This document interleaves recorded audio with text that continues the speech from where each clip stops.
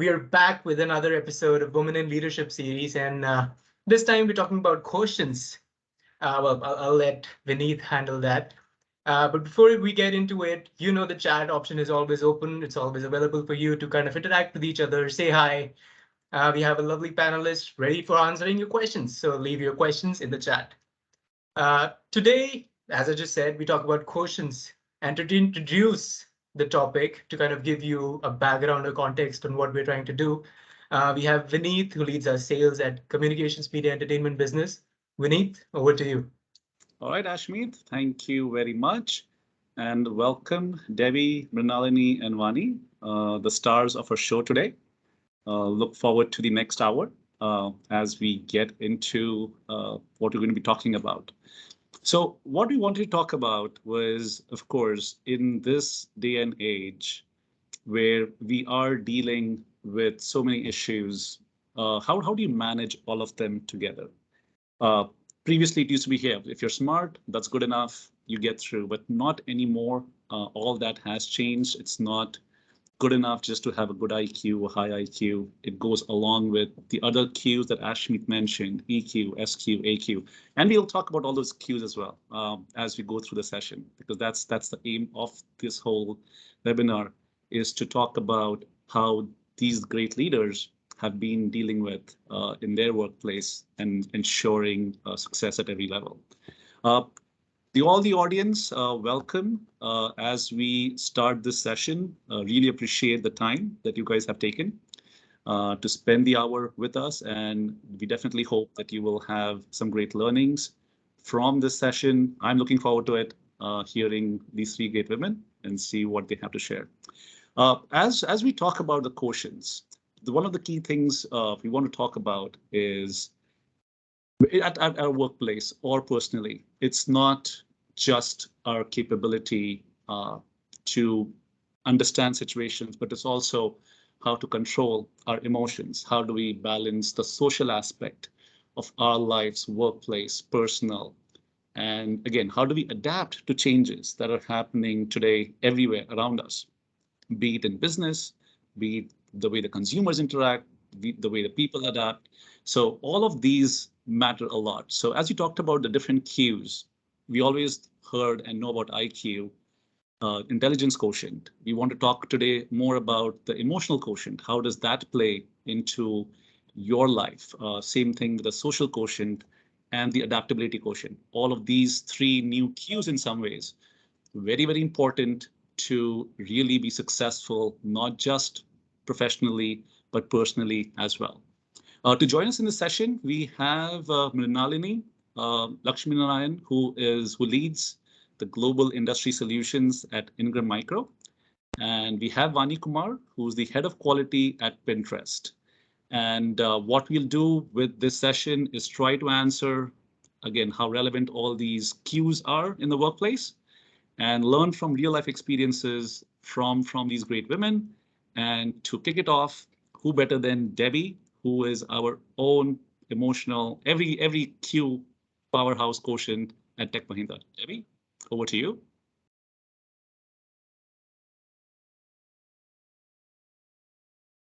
Debbie, you're on mute. Debbie, you're muted. Thank you.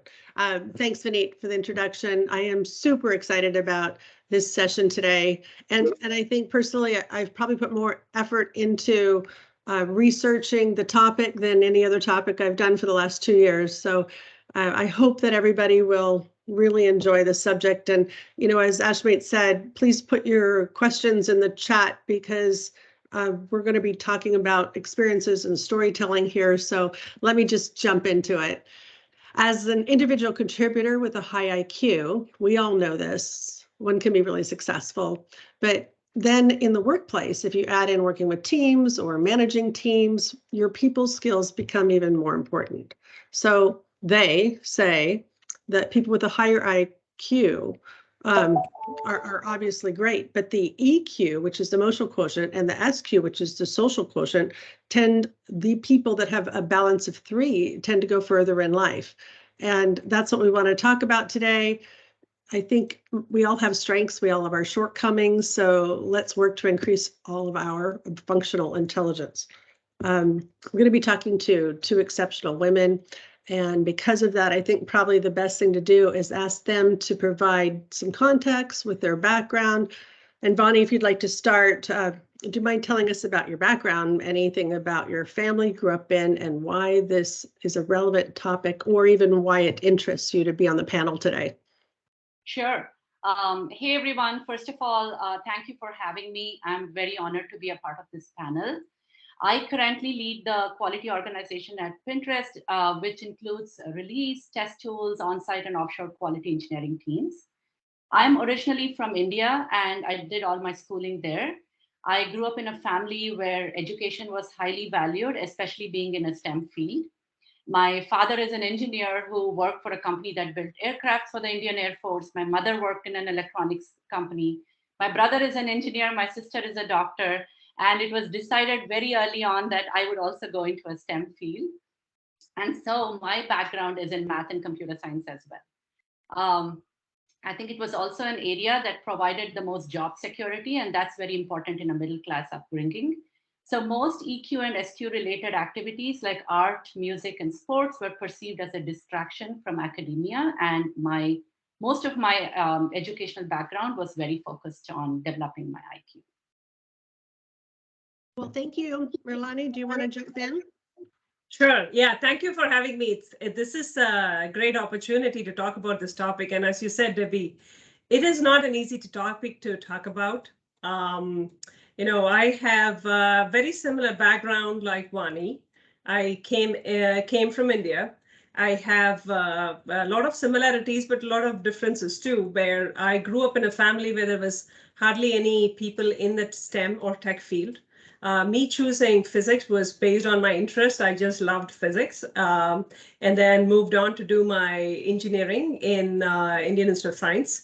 And that actually paved my way to do a lot of things. But I think we need to rewind a little bit and go back to why did I choose it and how did I get there?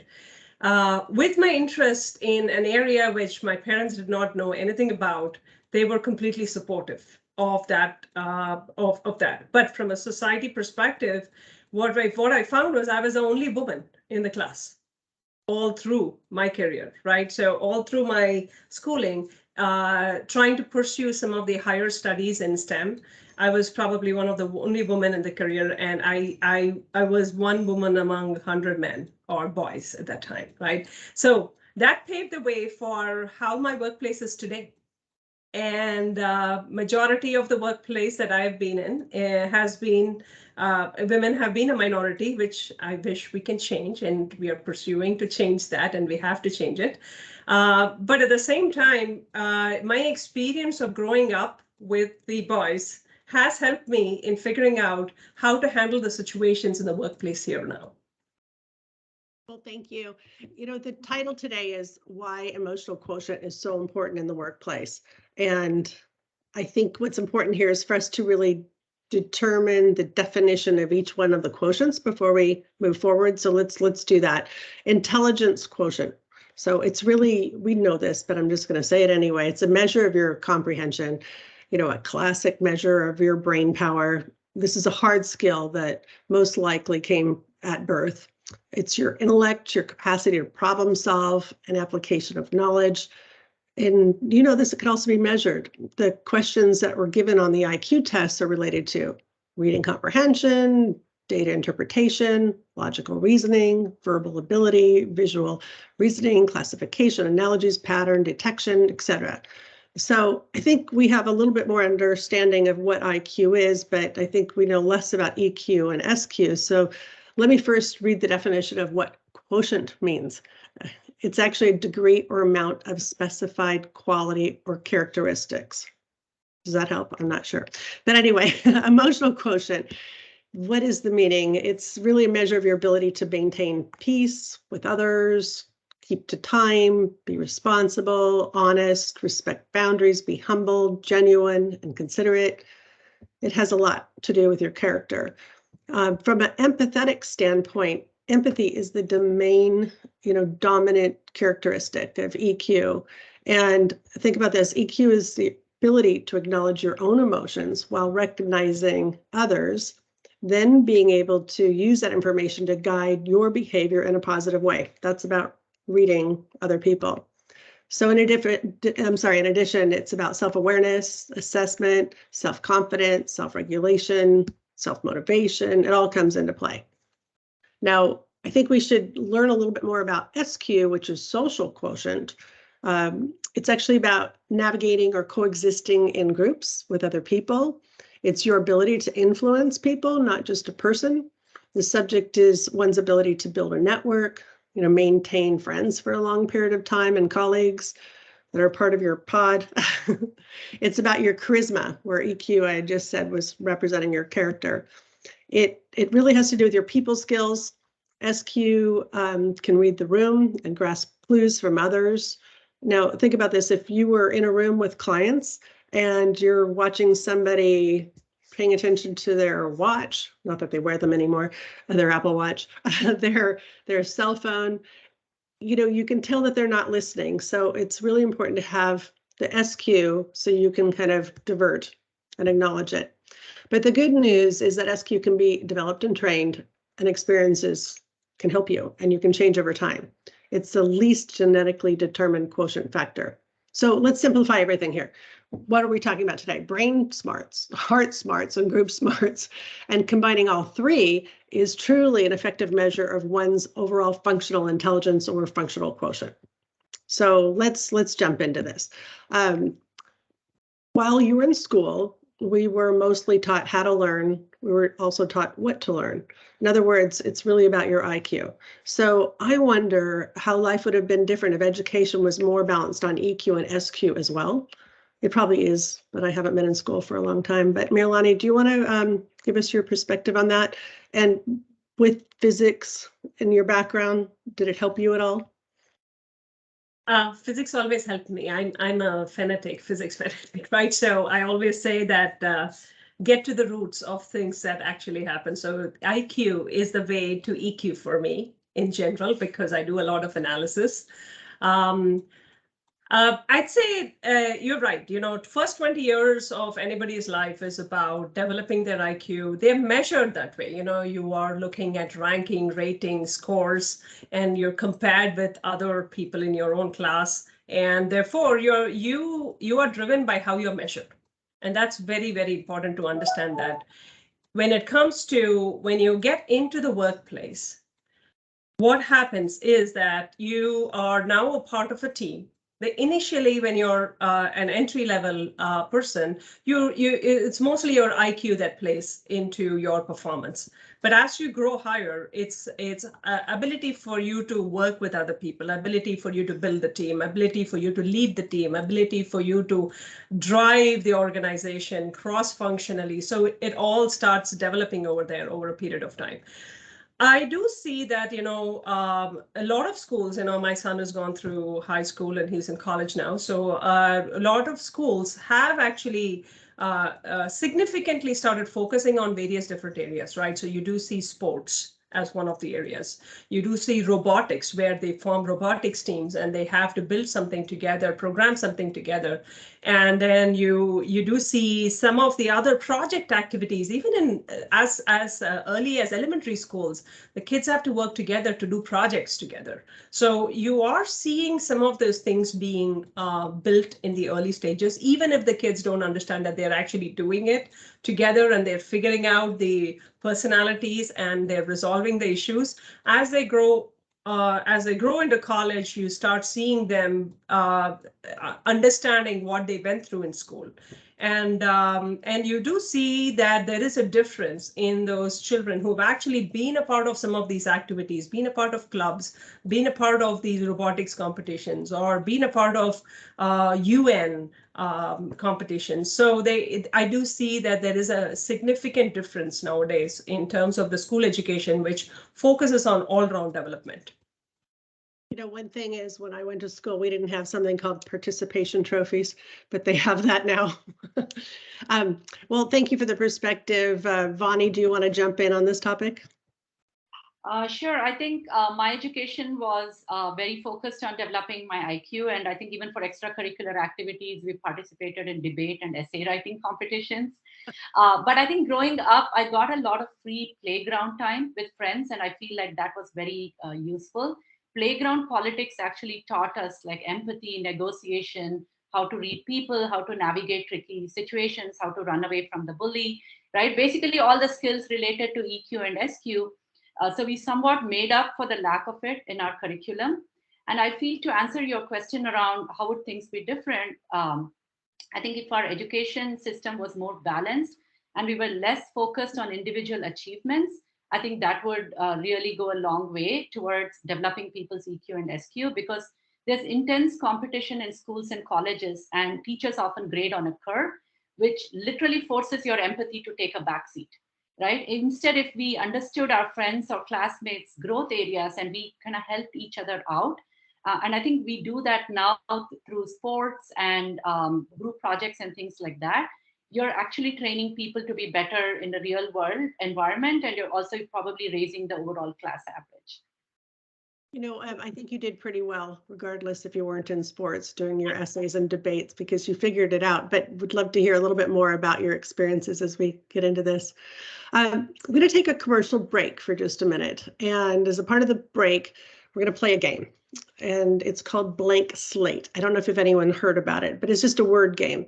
And everyone is shown a simple word, like the word see, S-E-A, with a space next to it. The idea is that you fill out something in the space, right, privately, and then you check later on to see if you picked out the same word. Example would be sea. If that's the word we got, someone might write down sea salt. Someone else might write down seaweed, seashells, seafood, sea turtles. So I'm just wondering if I could give everybody a word, and if you could write in a chat the second word that comes to mind. So let's start with the word tennis. So if we could have everybody just write a word that is related to tennis, the second word in the chat, that would be great. Now, while people are doing that, Vineet, did you do it yet? I'm only looking at. I'm on it. We have ball. Ashmi, we have match. Yeah, we have tennis ball, tennis match. don't say it. Don't so say it. don't Don't say say it. Not yet. Just let people just write it in. The purpose of this really is that when I first played the game, I actually thought, oh, that's a dumb game because everybody is going to create like the most obvious word like tennis ball. I would assume that would happen.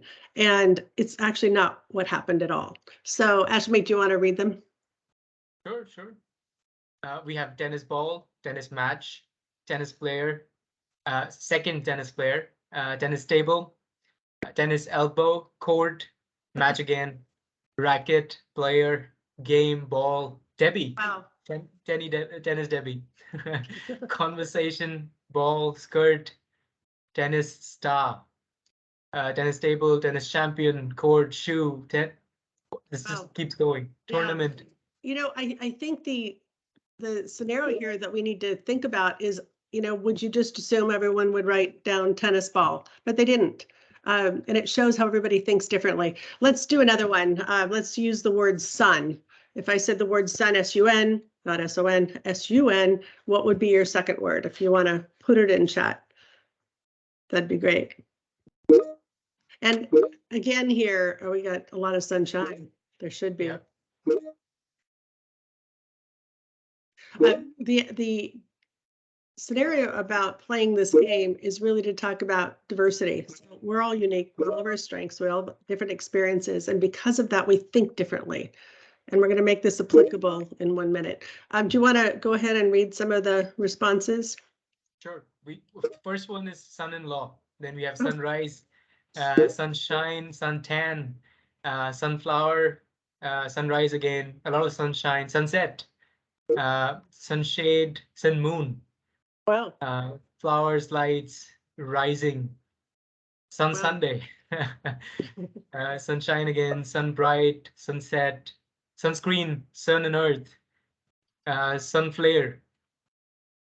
Yeah, Well, that's it. see, that's the point. If you play a game like this, it's amazing how everybody thinks differently.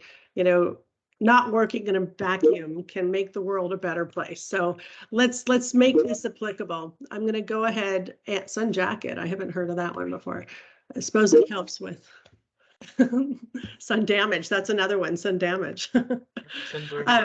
Let's make it applicable here. So imagine you're the only woman working in a room with all men. Now for the panelists here, I'm sure that's not very hard to imagine. The goal, though, is to whiteboard out a solution for a problem that someone had just mentioned.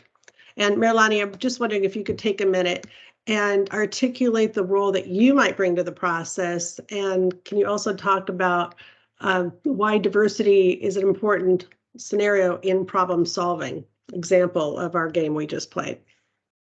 Yeah, I think one of the points that you brought up previously, which was being an observer, right? I think we all go into meetings and events, or even in this case of a whiteboard session, with the need to communicate, with the need to want to express our ideas, want to show how well we know the topic sometimes, and we try to do that.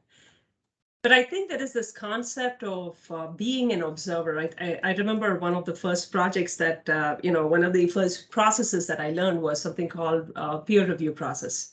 And in the peer review process, we had different roles that we had to play every time we came into a meeting to do a review of a project or review of a code or review of something. We had to play different roles. So one person would be a moderator, another person would be an observer, another person would be, there's the author, the tester. So I think it's very important to understand the value of the observer in the room, because I think the observer, and I think this is something that everybody once they reach the level of maturity can play, where you actually can observe how people are contributing, what the team dynamics are, what the room dynamics are, and it changes based on what role you're playing sometimes. So I think it's important for us to play the role of a moderator and an observer so that we can start extracting input from other people. It's not just about what you are saying, it's also about how you can bring that out of another person by asking the relevant questions. Getting those ideas up front. And sometimes when a person is being overridden by another louder person in the room, who might be monopolizing what is happening in the room, you may have to find a way to shut them up politely and get the other people to talk, right? Let's hear from this person. Or, if supposing somebody repeats the same point and someone says, oh, that's a great point. And you could actually say, hey, we heard that point from her, right? So I think these are things that and I think as you mature, become a manager and a leader, you start observing that these are things that you need to bring out in the meeting. The more you can show that you are more inclusive, other people start emulating the same characteristics. I love that. It sounds like you will bring out everyone's voice, because some people might not want to talk, and you can actually bring out their thoughts and experiences that might help with the problem solving. So that's about being a good moderator, right? And right. Listening, but also asking questions. So thank you for that. Next topic. The good news is that unlike IQ, EQ and SQ are not fixed at birth and can change over time. And Vani, I was just wondering if you could share any experiences that you might have in the area of EQ and SQ changing over time. Yeah, so I think as Mrinalini was mentioning earlier, early on in my career, I think I had to primarily use my IQ as an engineer, but there was a heavy dose of EQ and SQ needed to be successful in a collaborative work environment, and especially as you progress in your career. So also very early on, I realized that technology is very interesting to me, but at the end of the day, getting 50 people that have different backgrounds, personalities, and motivations to march as one towards a common goal is way more exciting for me. So over the years, I navigated both my career and my skills towards using all three, IQ, EQ, and SQ, versus over-indexing on one. So in the last decade, for me, a large part of my growth has been in the area of learning soft skills, understanding personal motivators, and influencing people. And I think the growth has happened partly due to the demands of the roles I took on, and partly because I realized, or someone told me, that there was a gap, and I worked on developing the skills needed to bridge that gap. So they're definitely not fixed at birth, and I believe that they can evolve over time, depending on your environment, how self-aware you are, and how much of a growth mindset you bring. Well, thank you. I like the perspective of working on your soft skills and managing with personal motivation. So what motivates an individual? And if you can manage that way, you can become a great team leader. So with that, Mrinalini, do you want to jump in on that topic? No, I think Vani covered it really well. I think it's a topic that it's near and dear to my heart, and I think it's a continuous learning process. That's what we need to understand. It's the, if you've had one failure, doesn't mean you just set back, right? You have to move on, and you have to keep learning. Absolutely. So speaking of keeping learning, we know that IQ can be measured. Is there a way to measure EQ, or for that matter, SQ? I wondered if you could talk about that. Mrinalini. Sure. So I think we had over a period of time, there have been various different tools that have come in to evaluate personalities of people. I think we've heard about colors. We've heard about textures in various different things. So you actually hear that there are different tools that are being used to talk about personalities. I think EQ and SQ are starting to become more of a terminology that's used in the workplace now, and it was not necessarily the case before. It was more to understand how people work. And most recently, we've done some surveys of teams, right? When in our own team, we keep pulling some technologies sometimes, and tools sometimes that are newer to understand each other. So sometimes we use these tools to understand personalities between folks in the team.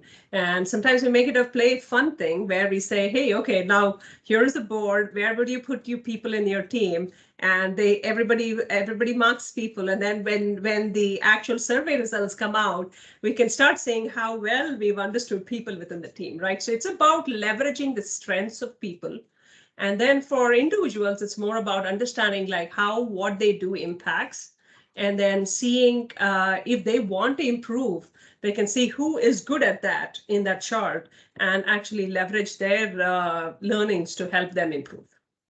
I think the key here is, do they want to improve? Yep. Or are they aware that they can improve? And then do they want to commit to working on it? And that's why I'm hoping today's session will motivate people to think, I've never really actually thought about that as a strategy for my career, but it's a good one. I'm thinking maybe we could end up doing a series on this topic, because there's so much more, that could add to it. And I'd also would love to have some men on the panels. Vineet, we might pick on you in a minute.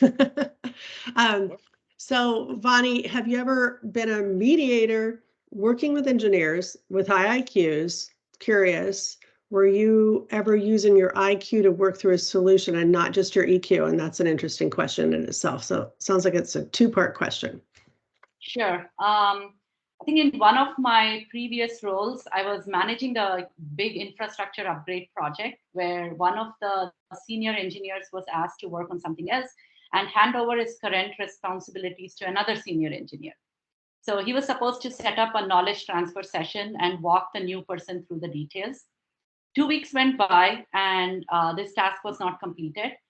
They worked on the same team, sat 2 desks away from each other. So this was very unusual. So I checked in to see what was going on. For some reason, both of them did not want to initiate the knowledge transfer. Each of them gave me reasons like the other person is too busy to meet, or I don't want to be the one to set up the meeting. I could tell there was something going on there. They were both really smart guys, and I knew them both really well. So sensing that there's some inability to communicate here, I set up a meeting, brought them both into a room, reiterated the deadline, reiterated the impact of that project, played referee, and said, we're not leaving this room till we get this done, right? So 2 hours, and we powered through it. We got it done. So in this situation, while I feel it was my EQ that recognized the nonverbal cues that everything was not going well between them, and probably my social currency through which I could get them to agree to come to the meeting, it was definitely my IQ that came up with a solution, powered through that meeting, and sort of managed that handoff. So I think it was a good combination of like the foundation of IQ and layering EQ and SQ on top of that to get this job done. You know, that's interesting. I think what you were doing is you were thinking like them to use your IQ to help them. And then obviously you were thinking, how do I use my EQ? I was in a discussion the other day with a good friend of mine. She couldn't make a decision on some travel plans for a lot of different dynamics. And I said, what if you created an Excel chart? Do you use Excel? And she looked at me like I was crazy. And I said, why don't you put a Ben Franklin together, list your pros and cons, and then rank them on how important they are 1 to 10, and then determine what's most important based on your math skills. And she said, wow, because she's a high IQ friend of mine with a lower SQ. And she said that's brilliant. So it's the idea of using something that could help them in their world, if that made sense. So, well, thanks for sharing. Let's stick with you for just a minute. I'd love it if you wanted to talk about some tips. Do you have any tips that you could share that could help someone increase their EQ and SQ, not necessarily their IQ? Sure. Yeah, I think there are probably 2 things people can do. First, I think it has to be genuine. So find positive things in people that you can genuinely care about. To do that, I think you have to build empathy, and you start doing that by building curiosity about people. You have to get to know them, learn what drives them, what makes them happy or sad. And I think we all also have unconscious biases. So being self-aware and keeping those biases in check is definitely required here.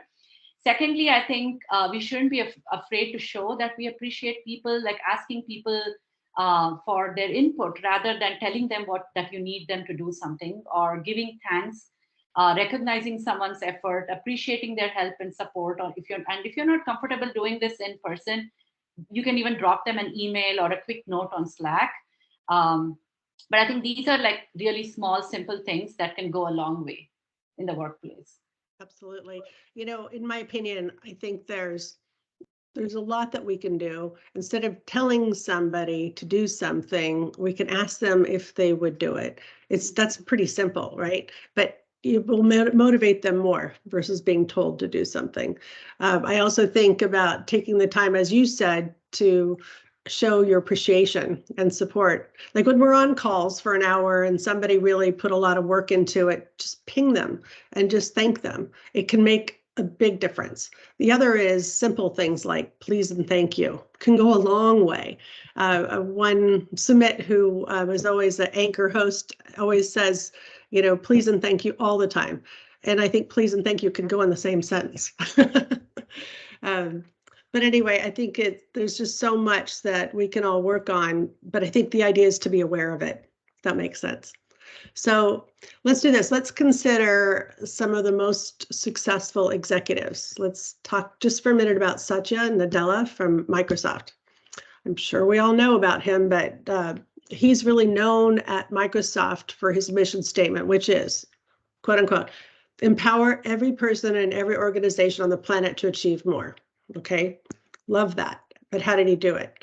So he orchestrated a cultural shift at Microsoft by emphasizing this word empathy, which we all know is an important part of EQ.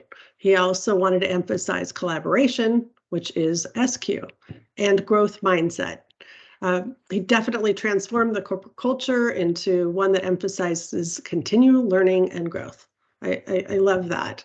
So Mrinalini, I'm just going to go back to you for a minute. Can you give us an example of a person you've worked with that has amazed you, potentially had a high IQ, EQ, SQ, or maybe lack thereof? Anyone you want to talk about? Before I do that, I want to ensure that we show the appreciation for roles that people play in the company, like quality and program management, which are roles which are very challenging because people generally don't like to hear from them. And it is, as Vani pointed out, the ability for her to use your EQ and SQ to influence and actually drive it is why she is where she is right now, because I think that is very critical in those roles, specifically when you're trying to point out that there is something wrong with some code that somebody has written. Like it's almost like calling somebody's baby ugly, right? So it's very challenging. So I think quality folks and program management folks have to be given credit for what they do, and it's a thankless job. But I just wanted to bring that first, right? It's amazing to see those roles. Personally, I think you're acknowledging Vani's accomplishments. Yes, so you yes. just showed your appreciation. So you see, I think personally, one of the things that really impacted me was earlier on in my career, like it was probably about 4 years into the workforce. They were trying to consolidate all the digital signal processing teams, right? We were DSP teams. They were trying to consolidate all these teams together, and they put assigned a manager from outside as responsible for it.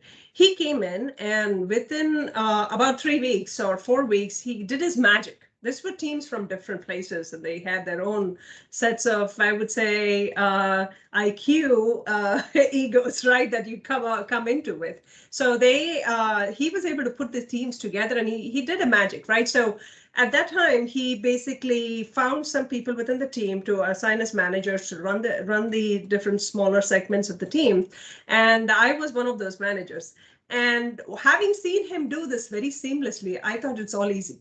Right. So I go in there, and when I became the first-time manager, that's in my sometime in my 20s, and it was very challenging because you have a team of people who come from different walks of life, different languages, different backgrounds, and different aspirations and different generations that you're managing now, right? It's when I say managing, it's not a project lead role, which you can do, which is a different role. Whereas managing people requires us to understand more about what their needs are and what their aspirations are to help them grow. So, and he was a great guy because he stepped down and helped me walk through, become the manager that I needed to become. And he actually supported, even in situations where it was very challenging, he actually stepped in and supported, but not overpowering me, right, in terms of trying to take over and trying to solve the problem, but supported me in such a way that we had to do it. So managers who actually have the ability to lead by examples are actually the greatest managers that you can actually find.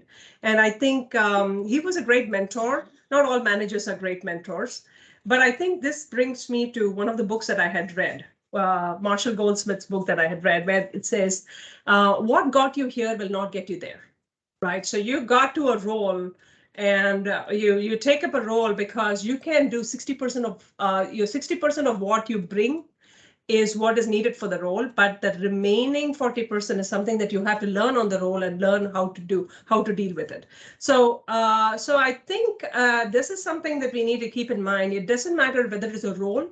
Imagine right now we are in the pandemic space, and that is a new environment now, right? So even in that situation, what you brought in was 60%, but then you have to start looking, you're now meeting with people online, and you have to look at their EQ and their emotions and their situations. Sometimes they are doing caregiving, right? So you have to understand their situations, and you're trying to see that from the face. Previously, you had other cues. You had hands, you had legs, you could see the way they walked or the way they were stiff or something like that. You can't see all that anymore. You have some voice accentuation and a face sometimes, right? So to be able to find out if they're going through that. So I think it's more and more important for us to become more aware of the environments, especially now that we are more in the virtual space. You know what, that is so key. Let's stay with you for just a minute. You're talking about the environment that you're in and the experiences you have. Can you pontificate a little bit more on one's IQ, EQ, SQ? When you and I first met, you were talking to me about you think you can increase your EQ and your SQ by the environments you're in and your experiences. Is there anything else you'd want to share? Yeah, see, I think keeping your mind open and being being a person who is continuously learning, keeping a learning mindset is very, very critical in this space. I think that's what helps you grow your EQ and SQ. One of the most humbling things you can get is actually meeting with customers. Like Vineet probably agrees with this, right? So you go into a customer space, and I've worked with customers who are, police officers and trying to sell technology to police officers. It's very challenging, right? So they have needs that they have to meet. They don't care about what technology needs to be used. They just want to ensure it works the way it needs to work in critical situations, right? So I think it's the most humbling thing would be to work with customers, and you can actually learn from working with customers. So everybody, whether you're an engineer or not, it's very important for you to get involved in that kind of an environment, because everything goes out of the window. Everything that you have learned, everything that you have figured out, you may think that you're doing very well in EQ and SQ, it goes out of the window as soon as you start meeting customers. I think I'm going to ask Vineet a question a little bit later. So Vineet, get ready on that topic. Thank you. Vani, what advice would you have for someone who may not have an engineering background, but wants to work at a tech firm? Yeah, something I like to say is rocket science is high tech, but high tech is not rocket science. So if you do not have an engineering background, but want to work in a tech firm, it's entirely possible. First, I think the thing to understand is that in most tech companies, all the other teams together are usually much bigger than the core engineering team. So it takes people from all backgrounds and skills to build a successful tech company, and it's not just the engineers, right? And next, I think there are a lot of interesting and well-paying careers at the fringe of engineering that are good starter careers if you do not have an engineering background, like product management, technical writing, technical program management, tech support, product marketing, even manual QA. And so these are sort of starter roles that you can get into. And then once you have your foot in the door and you have a growth mindset, you can learn and transition your career over time to engineering if you still want to. So my advice would be to sort of be bold and step out of your comfort zone. Don't waste time doubting yourself or holding yourself back. I think there are a lot of different ways to get into a tech company if you want to do that. So get on that rocket ship already. Do it. I love it. It's about upskilling your skill set, right? If you know this, you can actually shift and do that. Well, thank you. Mrinalini, could you talk about climbing the corporate ladder and any challenges you've had to overcome on the topics of IQ, EQ, SQ? So corporate ladder is not a linear path. That is one thing that we need to understand. So it's not like going after one trade after the other, right? If you were kids, and I know a lot of people in India would have played snakes and ladders. That is exactly how it is to grow the corporate ladder, right? So you are at some point of time, you're climbing up a ladder, and then the next thing that happens is you come down the snake, right? So this is something that we need to understand, that over a period of time, you may have to, as you're climbing the ladder, you may have to take a sidestep, a parallel road, hone some skills, and then develop yourselves in terms of going there. We always say luck is something that where opportunity meets capability. Right. So it's your responsibility to build your capability so that when the opportunity strikes, you can grab the opportunity that is there. Right. That's what is called luck. Right. So and I think the other aspect of growing the corporate ladder is it's not something that you can do on your own.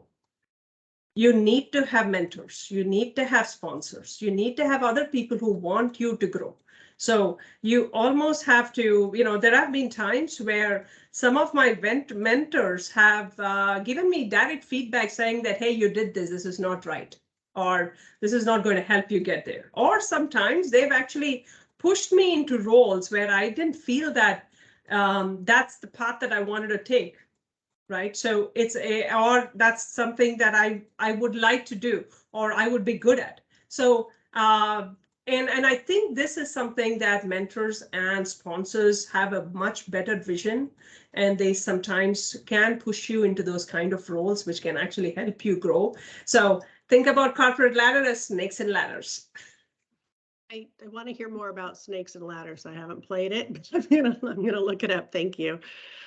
Since people with a higher IQ have certain qualities and people with higher EQ have certain qualities, Vani, do you want to jump in and tell us a little bit about the qualities you've experienced with EQ?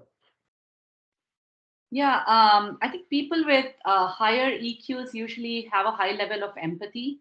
They want to learn more about people. They're like very curious.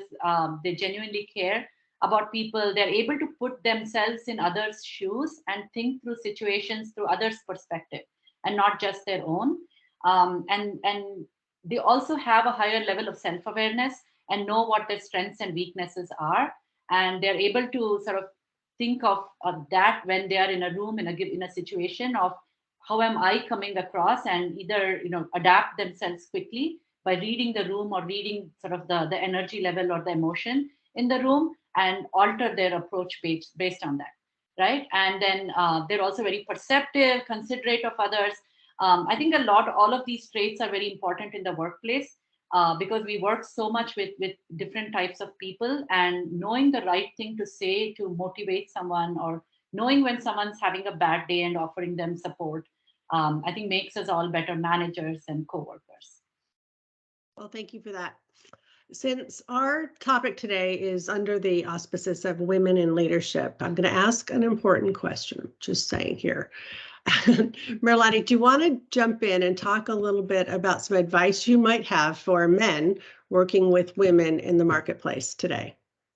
I'll share some of my personal experience to explain this, right? So there was once I was working for a younger male boss, and we shared a very, very good, successful working relationship.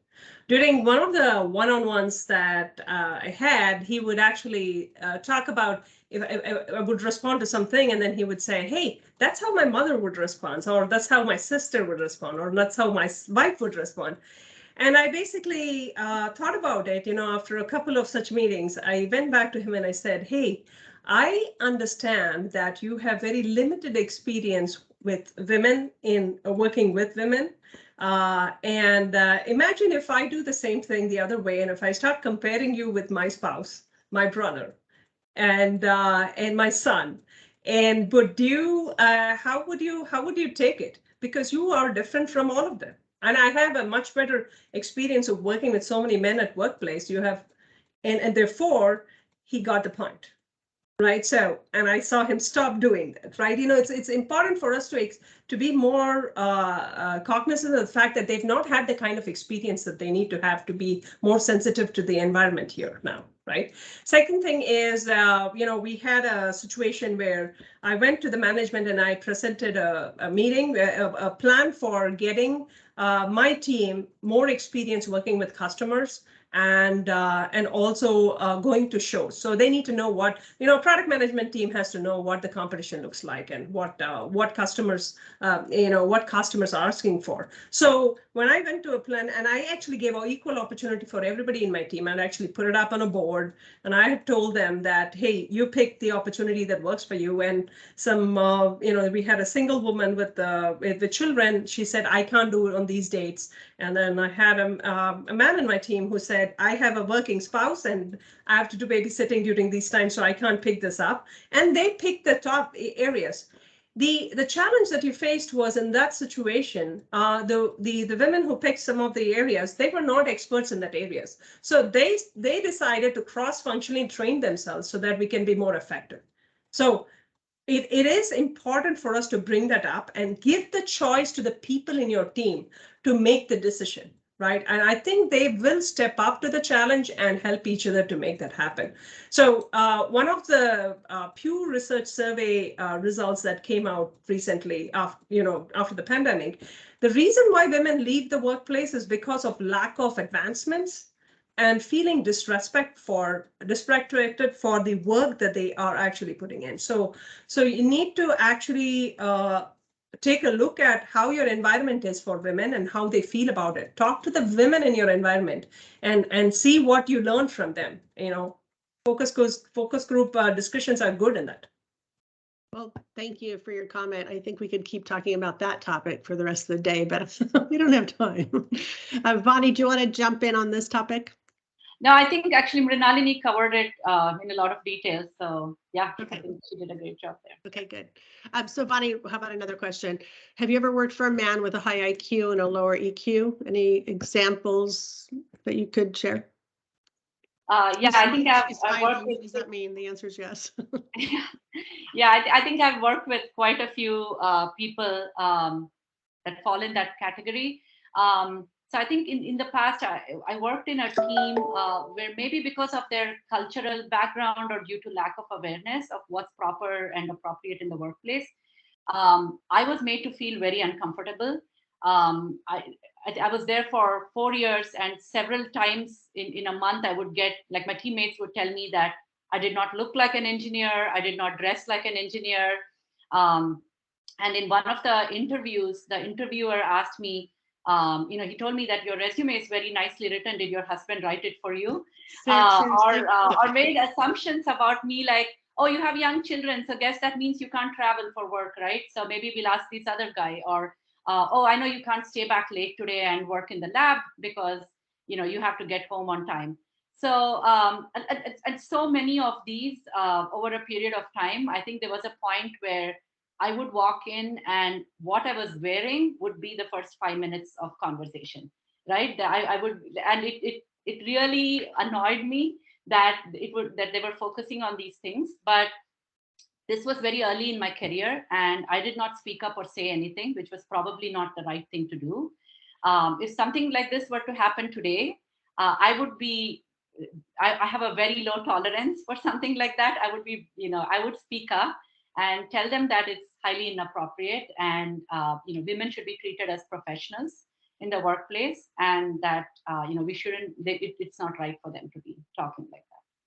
Thank you for sharing your experience.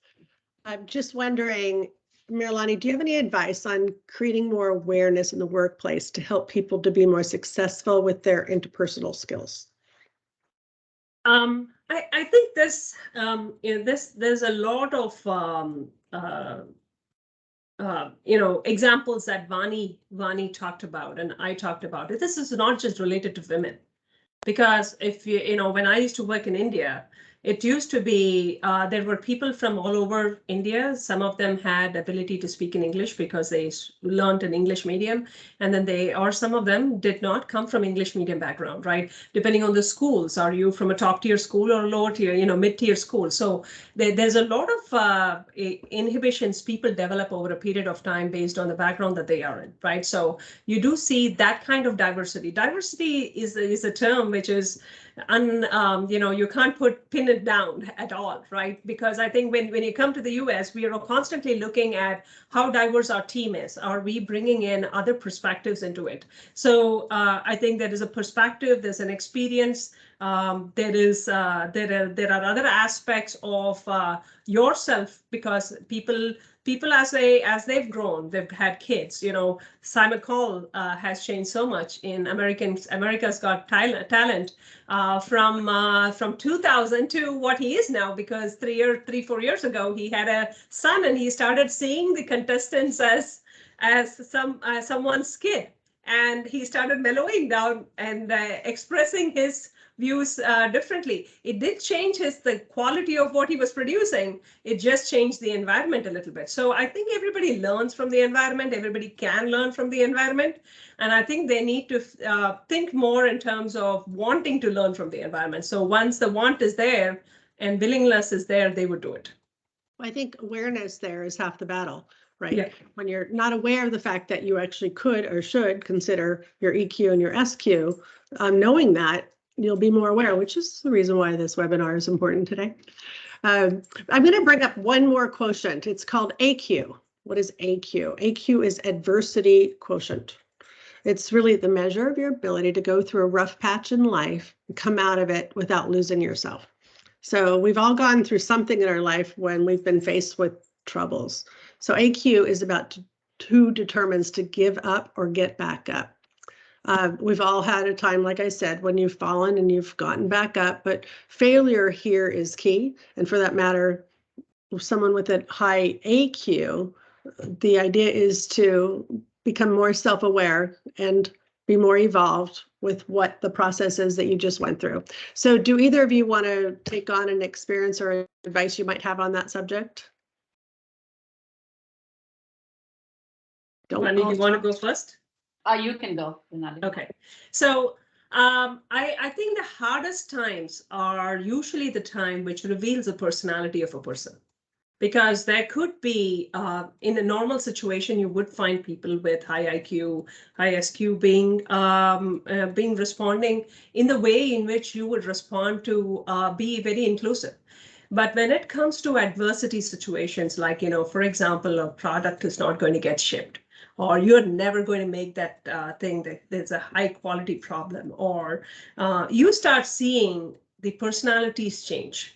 And I think that is one of the things that you need to, if you start developing your EQ, that will actually help, because during adversity, you can start figuring out how you respond to those type of situations, because that does impact the team, that does impact the output that you have. So adversities are the best test of your EQ and SQ. This is good. Well, tell you what, we have 5 minutes left. With 5 minutes left, I want to ask Vineet a question. Are you ready? And also, Ashmeet, do we have any questions from the audience? And if so, We do. Yeah. it's not usual I'll have one. Let me ask Vineet a question first. It's kind of simple. You sat here and listened to Mrinalini, Vani, and myself talk about EQ, IQ, SQ, women in the workplace, men in the workplace, etc. Do you have any overall thoughts on this session so far you'd like to share? Absolutely. So what I heard Mrinalini and Vani both say, and what I gathered is, again, I think a lot of people, and I saw the questions coming in, a lot of people ask, okay, how do I get better at my EQ or SQ, whatever the Qs are? And from what I've heard, it's very important to set an example. So if you see somebody doing it, you learn from it.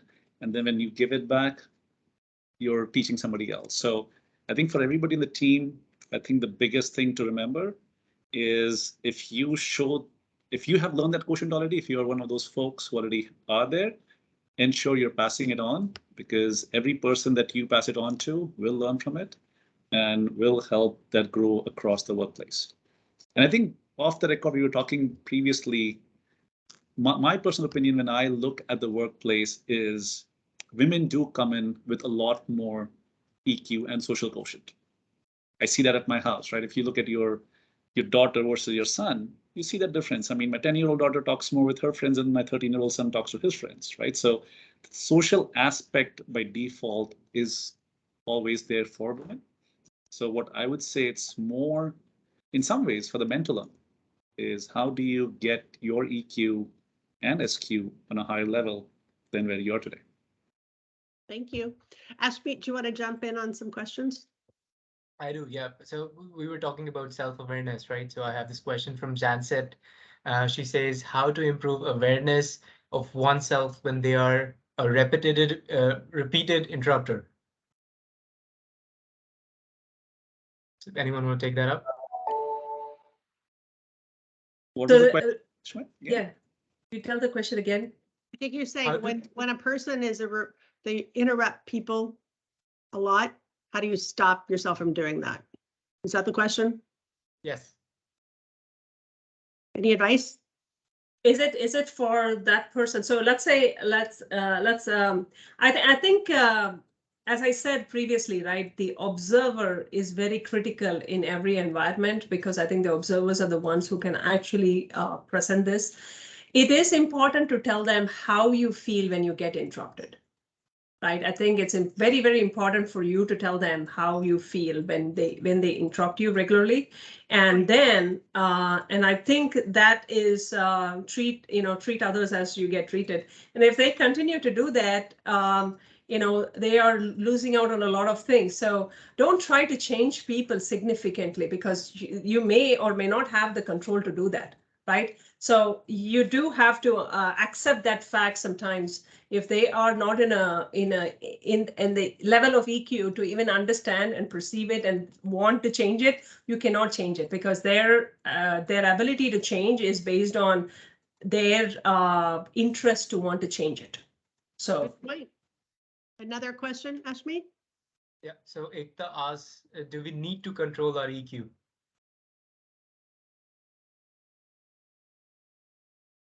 Bonnie, do you want to jump on that one? Sure. I think definitely if you feel like it's overpowering everything else, I think too much of anything is not it's not good. If you're like overly emotional about things or sort of overly empathetic to the point where it's detrimental to what you want to achieve or detrimental to the group dynamics, I think that's when you need to scale it back. So definitely a balance between the IQ, EQ, and SQ is much better than spiking in any one area. Wait, let's do another question. Right. Ujjwal asks, how can we practice EQ or EI, which is emotional intelligence, on daily basis at workplace? So the first thing that he's realized that he wants to do it is the first step towards it, right? Yay, good So, job, Ujjwal. right. So the second thing is, I think observing other people who are good at doing that. I think you can start learning. You learn from other people's mistakes too, because I think when you see, in an environment, somebody saying something and other people reacting in a particular way, you immediately know, what happens. And that gives you, you can do introspection yourself and see how you respond to certain situation in that particular situation, how you responded. The more you start, introspecting in terms of what you have done, don't do it to put yourself down saying that, hey, I didn't handle that situation well. Do it so that you want to learn and you want to improve in the next time that happens. I think that's the best way to learn it. Wonderful. So let's summarize. We've talked about IQ, EQ, SQ, AQ. There's also an FQ and there's an OQ. But again, I'd love to take on those topics at another time. But the whole subject today was, why is emotional quotient so important in the workplace? So if we were to end this session, I'm wondering, would we want to change that to why is IQ, EQ, and SQ so important in the workplace? Does anyone want to take that on, or should we let everybody think about that as they leave? Ashmi, how about you? So I think keep it open. That's something that every person who attended kind of gets to keep with them, think about it through the day, and build your own perspective towards it, build your own answer for that. And everyone will have a different one. Yeah, Well, and to Wani's point, I think what she mentioned, right? Understanding and realizing which cue you have and which you don't, and working towards one that you don't, would help you balance them out, right? So I think that's another key takeaway. That's to increase your overall functional intelligence. Love it. Well, I found this to be really fascinating, Mrinalini. Thank you so much for your experience, your background, sharing your thoughts, and Vani, just invaluable experiences that you've brought to the table today. So thank you all for sharing. If anyone on the attendee list here wants to ping us with additional topics for the future, like I said, we would love to keep this series going, because I think it's not worthy of just one session, it's worthy of multiple. But anyway, have a great day, everybody. Thank you. Thank you. Bye-bye. Thank you. Thank you. Bye.